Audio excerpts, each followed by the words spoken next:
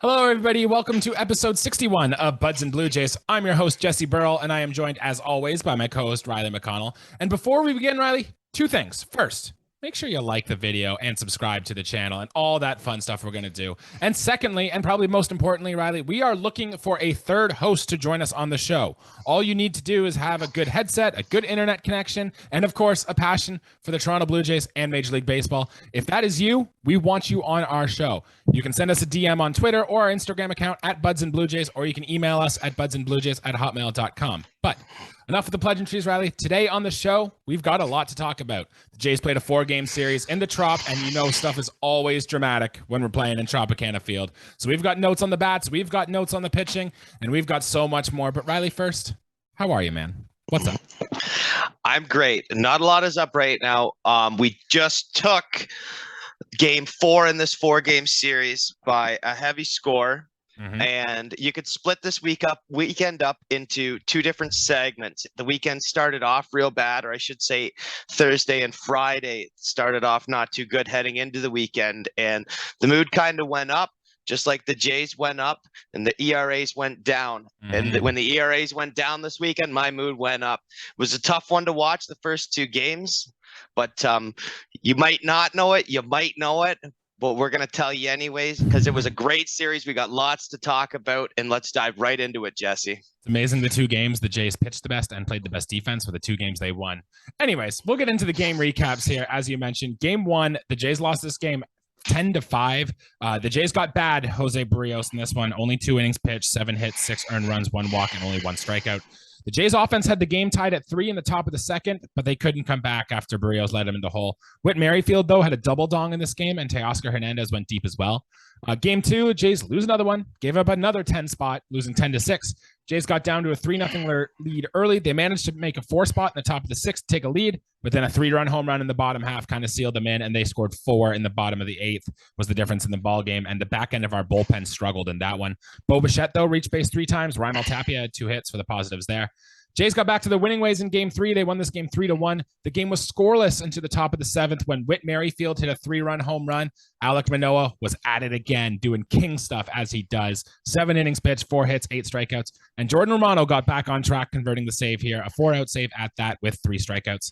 And the game that took place this afternoon, the Jays won 6-1. We had a home run brigade against Shane McClanahan. Kirk and Teoscar Hernandez had a home run, and George Springer with the double dong himself.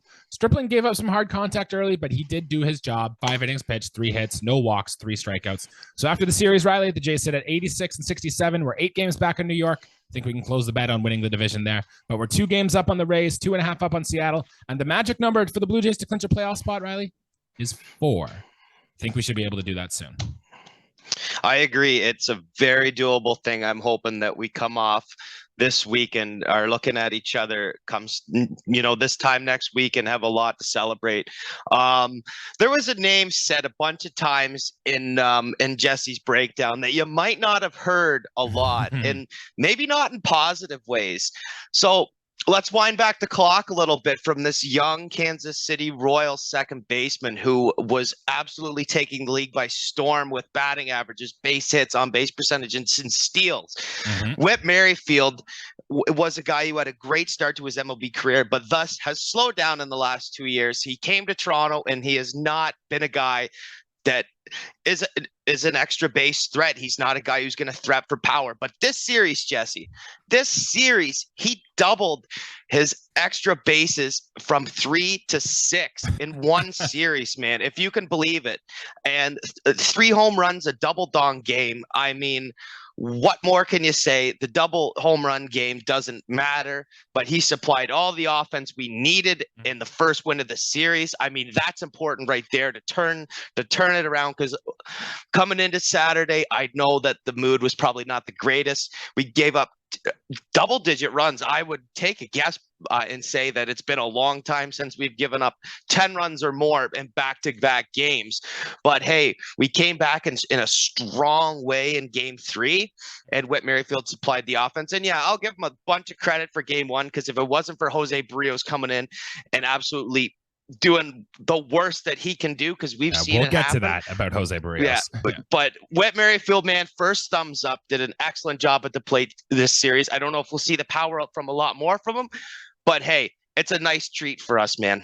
Don't you feel like Whit Merrifield was really trying to feel like he belongs? Like, he played in Kansas City on some bad teams for a while, and then he gets traded to a team in a playoff race where expectations are sky high. So I feel genuinely really happy for Whit Merrifield here. I feel like he finally had his moment. It felt like, I'm contributing to this team. I'm doing good things to help this team win. You mentioned the extra base hits, Riley. 5 for 15 in the series, 2 doubles, 3 home runs, and he was really aggressive on the first pitch of at bat. So he was looking to do damage early and often. That's a thing we've seen Blue Jays hitters do in the past and have success with. So good to see Whit Merrifield do that. And maybe, Riley, maybe the secret is just Whit Merrifield just destroys things at the Trop. Like, the Trop is statistically like a tough place to hit all time, but Whit Merrifield doesn't care. He's hitting 351, 413, 737. That's an OPS over 1100 with 6 home runs in 63 plate appearances at the Trop.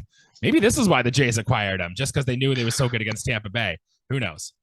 Well, I would hate to see what the rest of the team stats, but for Whit Merrifield, man, to come out of there 5 for 15 with the extra base hits he has is awesome, man. We definitely needed him. He's for sure our first thumbs up, man, of this series. Did a great job offensively. Yeah, Riley, do you take anything from this? We've mentioned this before about Whit Merrifield, but since we acquired him, the Jays are 6-17 with him in the starting lineup and 20-2 when he is not in the starting lineup, including 15 in a row.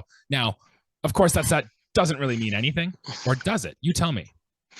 I mean, of course it means stuff. I mean, that's not a small sample size. That number kind of is disheartening to me, because that kind of contradicts everything I just had previously said, because I would love for him to be in the lineup. Of course, if he's hitting like this, those numbers are not going to look anything like it. But hey, I don't know what kind of Whit Merrifield we're going to get here. We're in the absolute, the end of the year part of this season where, a guy could go 0 for his last 30 at bats, or a guy can go 21 for his last 30 at bats. Let's see what happens with Whit Merrifield. I doubt it's 21 for his last 30, but let's hope that there's a few tricks up Mr. Merrifield's sleeve for the end of this year. It'd be nice to do it in places not in just Tropicana Field. Yeah, and that stat means nothing. That's not on Whit Merrifield. I think it's just the statistics are kind of funny sometimes, and that's one of the ones we got there. But speaking of someone who did really good, I mentioned it earlier, the king, Riley, our ace of our pitching staff, Mr. Alek Manoah. Another dominant performance, 7 innings pitched, 4 hits, 8 strikeouts. Game score, Riley, of 77, which is a stat I've used before, goes as his 4th best start of the year, tied basically with the one he had in Pittsburgh. Alek Manoah, Riley, became the fastest Blue Jays ever to 300 strikeouts in a season, and his pitching performance this year might go down as one of the best in Blue Jays history if you take a bigger picture view and really look at the season Alek Manoah is putting together here.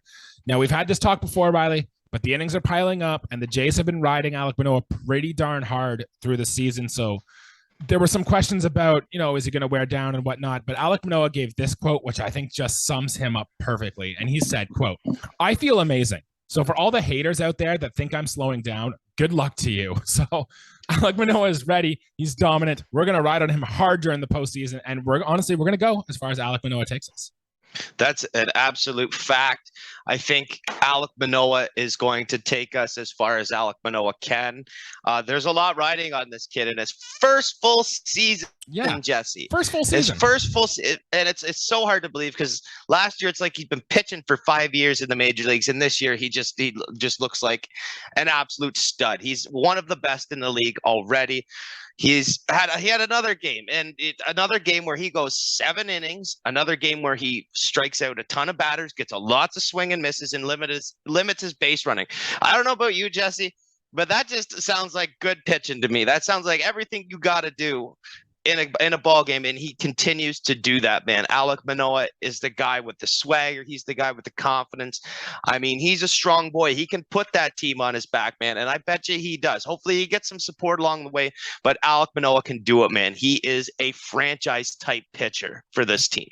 The fact that this game was scoreless, too, going into that 7 meant all of Alek Manoah's pitches, 113, I think, was the season high for him, were higher leverage, more intense pitches, and Manoah was still able to get it done. I'm running out of words to say about this guy. He's an absolute star, and I'm glad he's going to be here for a long time. But Riley, let's talk about the guy who had a pretty good performance this afternoon. Game 3, our leadoff man, center fielder. Tell us about him. Yeah, George Springer, man, comes into this one today after having a pretty good series already. I would have to think the power numbers weren't, extraordinary, just, in the last 2 weeks, whatever. But he came in and absolutely ripped on a guy who's in the top five voting for Cy Young and Shane McClanahan for the Rays, a guy who's had a great season, Jesse, and will probably continue to go on to finish the year strong. But this start was roughed up by two George Springer blasts and totally carried the offense in this one. And I mean, again, George Springer, our leadoff hitter, usually, and myself, I don't associate leadoff hitter with home runs, but George Springer, obviously we've talked about it on this channel a boatload of times. Yeah. George Springer can take him long, man. Like, he is a guy who can get power and get things done out of the one hole and hit the ball over the fence in, in whatever fashion he can. 2 home runs in one game. Good on Springer. Definitely gets the thumbs up in this one. Yeah, we wanted to see the power come back from George because that's been the thing that's kind of missing a little bit from his game, from his seasons past. Did you mention this, Riley? I don't know if you did. Forgive me if I did. But in McClanahan's last 8 starts, he'd only given up 2 home runs total. George Springer matched that in just the one game alone. So beauty work from our leadoff man, George Springer. No, I left that stat for you. I knew that you're our good. Stats guy. I know, and I'll take credit for that one. I got to be good listeners on the air, and this is one of the days I was listening for stats like that, especially when you're facing a guy like McClanahan. There's going to be stats like that where they tell you how good he was in previous starts. This was not a quality start for Shane McClanahan, courtesy of our Blue Jays bats, Mr. George Springer. Love it. Beautiful, man. All right, from the positives to the negatives, Riley. Jose Berrios, it's time. We got to talk about this guy again. We've been talking about him all year. Here we are. And Riley, I can't wait till we get into the offseason and we look back at the season Jose Berrios had, because it's been a roller coaster. It's been wild. Yes, it's true. He's second on the team in quality starts. And yes, it's true. He's last in baseball in ERA, or at least the American League. So it's been a lot. In this series here, he only made it 2 innings. He gave up 7 hits, 6 runs. Now, Blue Jays Twitter loves to make up excuses for Jose Berrios. And I don't want to make it one here because in his 2 innings, he gave up 5 hard hit balls. So he was susceptible to do damage. But on 4 singles he gave up in the second inning, his exit velocities were 99.3, 61.4, 72.1, and 83.1 miles per hour. And he had a ball that would have been an inning and a double play, hit off his glove, rolled to second base to keep the inning going. So a little bit of good, a little bit of bad. Did he just get unlucky? I don't know. All I know is I'm still terrified every time Jose Berrios pitches, and I do not want him starting in a playoff game unless we absolutely need him to. What are your thoughts on this guy here? Absolutely terrified when he toes the rubber, man, and for good reasons. I'll touch on what you said, that ground ball that would have been a tailor-made one for the second baseman. It's almost like he got in the way. This is a baseball thing, Jesse. You played middle infield when you were growing up, man. Yeah. It could be, if it's a hard hit ball and the pitcher reacts, that's fine. I don't think this was a laser by any means. It's a ball that if he backs off, that's tailor-made for the second baseman. I mean, it happens, man, but it's a pet peeve of mine, especially playing shortstop, and whatever pitcher gets in the way and bounces off totally changes your route to the ball. You probably have no chance afterwards. But when Jose Berrios is bad, at least he makes it count because he is really bad. And this start proved it once again, man. Another 6 earned runs given up, and like that's just part of the course for his bad starts. It feels like 5, 6, 7 earned runs in like less than 3 innings pitched. He went 2 innings in this one and was just bad again, Jesse. And it started with his first start in the year, started with his like 3rd start in the year, and it's almost like every 3rd outing he's due for a blow up, man. And I don't know about you, but those numbers are no good for me. No good whatsoever. They shouldn't be good with anybody that's watching them and paying them the money and the one who's telling them to go on the hill. Because, yeah, Jesse, we're talking about the regular season right now, but we'll be doing a lot of speculations here in the next 2 weeks, the next 10 days, whatever, on, our pitchers. And we're going to be watching with a close eye. But I can pretty much eliminate Jose Berrios from the equation of guys I want on the hill for a high leverage game. Even a high leverage situation coming out in a long situation. It's a really uncomfortable thing right now. And again, if you look back at this Jays season and you can point fingers to certain people, I think a lot of fingers go Jose Berrios' way because his numbers have been, I mean, almost atrocious. The way he has given up the long ball, the way he has given up runs, the way he has not struck out batters, but also gave up like a lot of base on balls. It's just not, it's been a down year in almost every category for Jose Berrios. It'll be interesting to see how he bounces back into next year, into the offseason, because he's going to be under team control for quite a while. But Riley, he is going to make a playoff start for this team. It's going to happen at least some point if the Jays go as far as we're kind of hoping we think they can go. Hell, he might even have one in the wild card round. So we really need good Jose Berrios, and I'm just praying to the baseball gods that come playoff time, it happens. But as I mentioned, Jay's Twitter likes to make a bunch of excuses for Jose Berrios, and I'm going to make another one here for him too. It's not his fault, Riley, because he was playing in a ball diamond that the Blue Jays are just cursed in. And that's Tropicana Field, man. I get nervous and a wreck every single time the Blue Jays go to the Trop. Not only does it look like a low-end outlet mall that's kind of copy as a baseball stadium, just nothing goes well there. We talked about the chopper. There was a blown strike 3 call that wasn't called that led to 4 runs. There always seems to be something, whether it's a player getting injured there. I remember Jay Happ took a comeback off the head in Tropicana Field. And Anthony Bass hadn't given up a home run to a right-handed hitter all year. First batter he faces in the Trop, Randy Arozarena 3-run home run. So I can't wait till the day comes we can say we're done with the Trop and the Blue Jays curse that we have there is over. Yeah, and you didn't even mention the fact that they lose baseballs in that roof almost every other game. All the time. Mile-high pop-ups and the weird rule they have if it actually hits. It's a weird ballpark. Tampa Bay still on the field too. Hey, I like that as an Oakland guy. I love that. Except their foul territory is tiny. Yeah. I think at Oakland Stadium, it's a huge foul ground. The Trop sucks. They've had it since their inaugural season. I'm sure it'll change, but you know what? It's great for the 4,000 fans that come and enjoy it. I mean, it's great for whoever the heck wants to go to that ballpark. It certainly didn't treat us well in this one, though, man. But whatever. I will say that I don't let. As far as ballpark things, I do think that infield grass around short is a little bumpy for Bo missing that routine grounder that kind of cost us some runs there. Do you want to touch on that a little bit for the ground maybe is a little kind of bumpy there too. We can talk about that too. Bichette didn't play good defense in this series. He made 2 more errors. And Riley, do you remember in the 3-game COVID season when the Jays went to Tropicana to play the 3-game series there in the playoffs? Bichette had 2 errors in that series as well. And we've talked about Bichette's defense in the past, and I'm just quickly going to give you my thoughts here. With the banning of the shift coming in next year, I really think the Blue Jays are going to try to value a good defensive shortstop, and I think it's likely, if not probable, that Bichette moves to second base to start next year. But that's a conversation maybe we can get into in the offseason. We don't have to get into it now, but that's my call of what I think is going to happen with him. I wouldn't hate it. I just know he needs to bulk up the arm a little bit. I'll tell you another quick defensive thing too, because while we were talking about us, I think we did well to split the series, and we weren't the only one doing splits out there. If you saw Vladdy play first base, the guy should absolutely be in contentions for a Gold Glove this year. Moving 100%. Forward, though, into we're in our bad segment. I can't be giving props to Vladdy. We should be talking about a guy who has been at times one of our most important bullpen arms, and that's Jimmy Garcia, who is in this one very, very bad for us, man. And we haven't given him a whole lot of thumbs down, but Jimmy Garcia is another guy who kind of blew his appearances for us. And again, Jesse, it's not all on him, but we're going to use him as the scapegoat for us because, hey, our bullpen was no good Thursday and Friday, and Garcia was just he's another culprit. He's caught the middle of it now, Jesse. So let's hear about what Garcia did this series. I have a friend who's called our bullpen the blowpen for the work they did in the first 2 games of this series, and I kind of like that.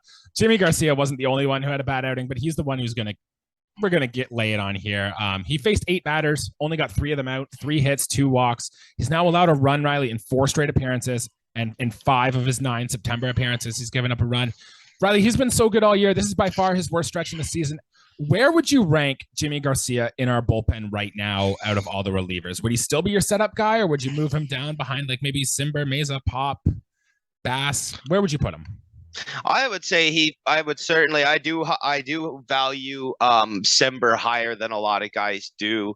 That's just me. I do like Tim Mesa. I would put him around the same spot as Bass, almost use them interchangeably, but not. They're two right-handers with good velocity. Bass did get hit in this series, and Yeah, it's a 4-game series. You're gonna see a lot of arms in a 4-game set, and just sadly, it's hard to rank them right now. Obviously, like you got Romano, but after that, it's kind of a race for who's pitching the best. And I think right now, I'd be using Simber as my setup guy. I'd be using Tim Mesa more than John Snyder has. And I also like how Pop's been doing, but I'm not going to put him higher up than Garcia and Bass right now. Yeah, I want Bass as my setup man. If you look at his numbers between the Marlins and the Blue Jays, he's been dynamite all year. I think Jimmy Garcia's next appearance should be in lower leverage, so he can get in, get some confidence up, and if he does have a blow up, it's not the worst case scenario before he gets back. But he's going to be such an important part in our postseason playoffs that we need Jimmy Garcia to be the guy he was for most of the season, and I'm quite confident he will. Another guy though, Riley, who pitched in this series who wasn't that good this course of the season was Mitch White. He made a relief appearance. Just quick, anything to add? 4 innings pitched, 5 hits, 3 earned runs, 1 walk, 2 strikeouts in relief in game 2 in that bullpen day. Thought on him? No, he hasn't been good for us since coming to Toronto. He doesn't have a single win for us, man, and that's all I'm gonna say. It's whether it's a start, whether it's a relief, and I know it's different from being a qualified starter and a win. You got to go 5 innings, but usually if you go less than 5 innings in a start, you're probably not pitching that well. And Mitch White just hasn't had it right now. We'll talk probably more about Yusei Kikuchi in next week and see where we value those two. I don't think we'll get into it this episode. Lots to talk about still, but yeah, Mitch White, no wins in a Blue Jay uniform since acquiring him. I think that speaks volumes right there. Only 1 walk in this appearance after having none in his previous appearance, but he's still giving up way too many hits. I don't know. Mitch White probably won't be on our playoff roster here. Some other takeaways, Riley, I'll run through these really quick. Matt Chapman only had 1 hit in this series, but he still drew his walks, still doing, the Matt Chapman thing, the 3 true outcomes guy. Vladimir Guerrero Jr. actually was only 1 for his last 15 before he got an RBI single in the 9th of the finale. So 2 for 16 in the series for Vladdy. Kind of want to see more from that. But someone who was good, Rimel Tapia, 4 hits in the series, including a triple and a double. And I liked that when John Schneider pulled him for a pinch hitter and Danny Jansen, he got heated on the bench. He did not want to come out of that game. And you don't usually see that from Rimel Tapia. He's in a different mindset this time of year.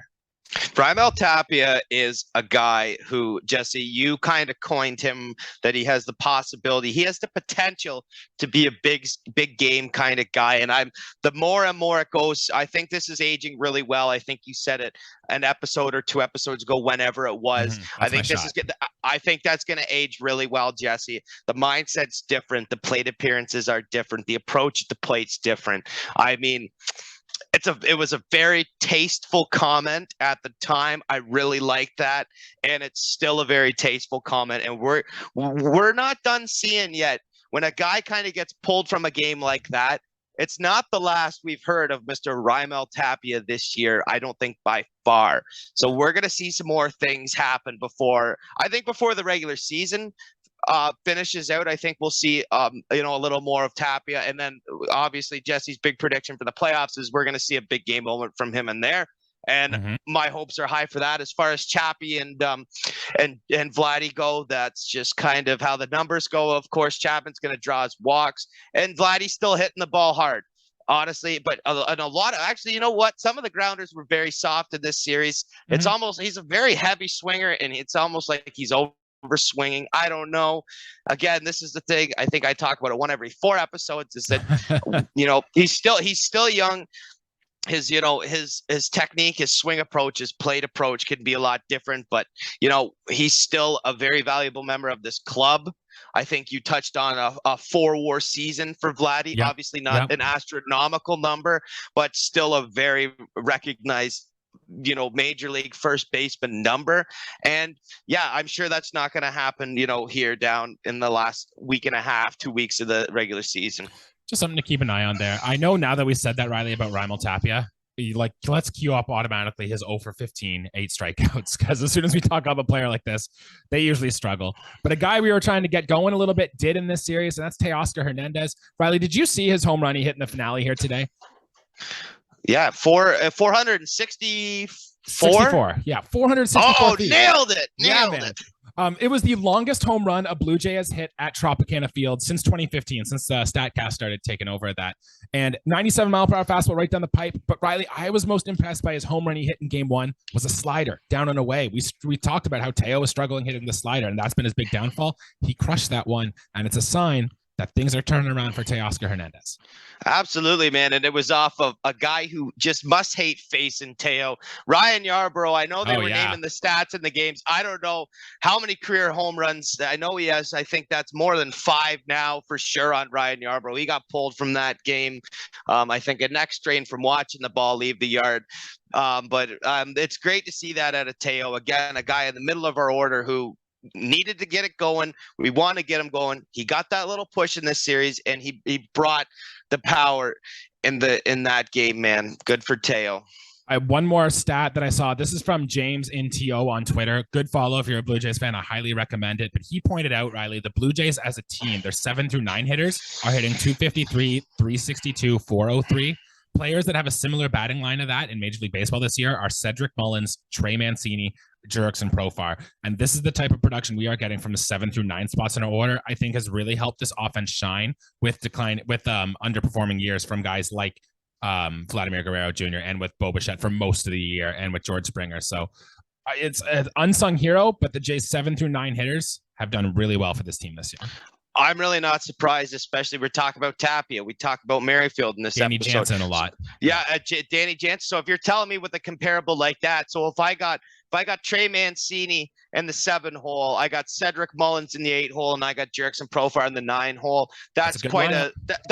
I want to know who 1 through 6 are, because that kind of sounds like a maybe not an all-star team, but how they do in hockey, like the second all-star team or the second line kind of guys. So that's pretty cool. I figured that those numbers were going to go up. Hopefully JBJ, I'm not going to call anything, but I'm hoping JBJ can get something going as well.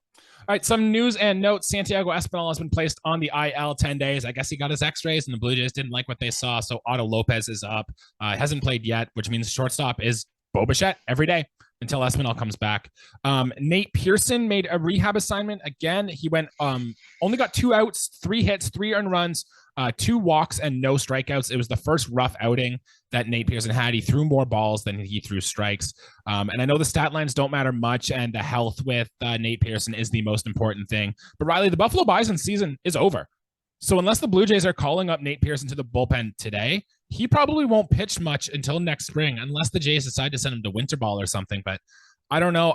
I don't think after this outing that we're going to see Nate Peterson in the big leagues this year. So Isaac's bold prediction of Nate Peterson starting a playoff game for us, I think, is done. But I don't know. Keep that name in mind, and we'll see what we get from him next year. Keep that name in mind. I think if you watch our channel, I think it's impossible not to. I think Jesse brings it up for sure. Every day. For guys who get absolutely no playing time at the major league level, we sure hear a lot about Nate Peterson. No, I would really like hey, he was one of the top prospects in our system at one point. He was the top prospect. All of baseball at one point for right-handed pitchers. Exactly. So it sucks that it has to go this way for him right now, because, time's a ticking, I think he would be 26, 27 age range there, now. Yeah. He kind of got to whip into shape like real quick. I don't know if they'll go to winter ball or not, but hopefully he has a really nice winter and the health comes back, and, hopefully does some aesthetic things to his arm to kind of get the control back. I don't know, because we know the velocity's there. Obviously, if he's in an appearance and he throws more balls than strikes, that's an issue, Jesse. We both know that. Enough about baseball that Pearson has had those problems in the past. Obviously not the way you want to go out, but let's see what happens, man. His career is not over yet, Jesse. We'll see what happens. And I want you to keep the name in mind of Addison Barger. He went up to Buffalo. We talked about him last episode about what his season line was. He hit 2 home runs in the span of about 19 minutes for the Buffalo Bisons, and he's going to the Arizona Fall League this year as one of the Blue Jays prospect representatives. Keep an eye on him. He might be added to the 40-man roster if he's not already this offseason, and he's going to be a name to know. So just keep that in your mind. But Riley, big news, not necessarily Blue Jays related, but across Major League Baseball. There was a pretty big milestone home run hit this weekend, and I think it's only fair that you tell us about it. Oh, man. Of course, I got to talk about this one because this guy stems from what I consider to be the greatest era of baseball, which is kind of just after what I'll call the steroid era, which is when McGuire, Sosa, and Bonds were, well, right when Bonds was having his huge seasons too. And of course, Ken Griffey Jr. was just kind of slowing down. And there was a young man by the name of Albert Pujols who put on a Cardinals uniform and absolutely destroyed the NL Central for the longest time, man. So there are 2 players now that we've witnessed in the 700 home run club. Mr. Barry Bonds himself, but steroids. 2 of them we weren't around for, obviously Babe Ruth and the real home run king, Mr. Henry Aaron. Albert Pujols, man, joining the 700 home run club in a Cardinals uniform. That's what's the best part about it. That's the absolute best part of it, man. And it goes without saying. I watched this, on YouTube or wherever I was watching it and saw that they had stopped the Giants and whoever they were playing and displayed it on the Jumbotron, him going around the bases. And Jesse, how can you not be romantic about baseball? He was in Dodger Stadium. His old team, yeah. Well, sure, whatever. I mean, I wish, man, the late Vince Scully could have made that call. Rest in peace, Mr. Scully. I was thinking that, but I mean, Albert Pujols, 700 career home runs. He's an easy first ballot Hall of Famer, man. Albert Pujols has been, and I'm going to just put it down since I've been around in my 25 years on this planet. Albert Pujols in his 22nd year of Major League Baseball has been the greatest baseball player I have ever witnessed through that time span, man. So 700 home runs, well deserved. The 4th player, man, to do it. 4th player. I was glad when he passed A-Rod, but I'm so happy he hit 700 home runs, and that's the only awesome home run thing, the home run, record that happened this year or will happen this year. That's awesome. We talked a few episodes ago about Vladdy Jr. hitting his 100th career home run. He did it at 23 years old, 185 days old. Albert Pujols hit his 100th career home run at 23 years and 182 days old. So 3 days younger than Vladimir Guerrero Jr. I'm not saying that Vladdy's going to hit 700 home runs, but I'll let the statistics do the talking there. Riley, we're running out of time. We don't really have time to preview the Yankee series here, but 3-game series. Jays are back home. Last home stand of the year. Aaron Judge might hit 62 this series. I don't know. What are you paying attention for? What are you hoping for? How do you think we do? I think if we lose 2 out of 3, I hope that the Rays lose 2 out of 3 in their next series. We got to keep our head above them. If we're going down this week a little bit, and I'm gonna say that we only win 1 in our next 3 ball games, and I think that's okay. I don't predict a whole lot of losses in this series, and I'm right. I've been right a lot of times for these predictions. Nailed this one, yeah. And I think it's fair to say that we're due for a series loss. And I think it's going to be a big Yankee series. I'm going to hate it a lot, but that's just what's going to happen. I feel like, man. And I don't know what Tampa's got lined up, but I think that if we lose 2, I think they got to lose 2 because we got to stay above the Rays, man. This was an important series for us at the Trop to take the split. And I think we just make it out of the Yankee series alive and we'll be okay, man. Nah, we're going to sweep them. Screw the Yankees. Let them burn. Baby, let's go. Gonna get it. That'll do it for our episode here today. Thank you for everybody for tuning in. Make sure you check out our friends over at Leafs and Lads. Isaac, Din, and Mark and the guys there, they're back. They just posted their first episode, kind of recapping the offseason, getting things prepared for training camp. So if you are a Leafs fan and you like the witty banter like we have here, go check them out over at Leafs and Lads. Would highly recommend. And yeah, make sure while you're here, you like and subscribe to our show. Tell your friends, tell your dog, tell the wife, tell the wife's dog. Do whatever you want to do. Just make sure you let them know about Buds and Blue Jays. But Riley, anything else to add before getting there today? Greatest time of the year. Baseball's winded down. Hockey's just started, man. There's a lot on the TV to watch. Be sure to, and honest to God, I'm a hockey guy too, but I'm baseball first. My hockey season doesn't start until the Commissioner's Trophy is raised, but I usually catch up pretty quickly, and it's gonna be a great run for both sports. But yeah, make sure you check out Leafs and Lads. They got an awesome show, and they give us a lot of credit here. So thank you, Bassy, Schmidt, and Dinner, because those guys rock there. So make sure to give them a like. Perfect. We'll see you guys after the Yankee series. Let's go Blue Jays. Let's kick some Yankee butt. Thanks, guys.